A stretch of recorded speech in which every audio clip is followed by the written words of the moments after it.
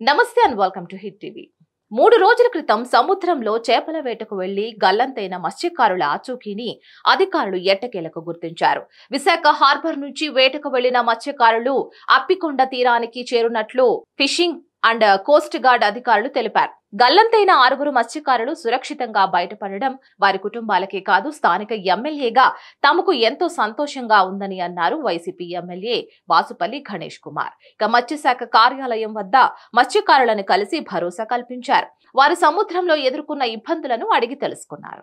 కాగా నష్టపోయిన fibre boat చేపల వల్ల జీవన భృతి కల్పించాలని వారు ఎమ్మెల్యేని కోరారు.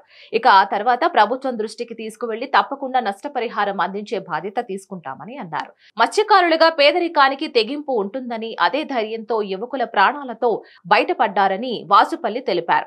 కోస్ట్ గార్డ్, నేవీ అధికారులు, పోలీసులు శ్రమించినప్పటికీ ఫైబర్ బోట్లకు జీపీఎస్ లేకపోవడం వల్ల గుర్తించలేకపోయామని అన్నారు.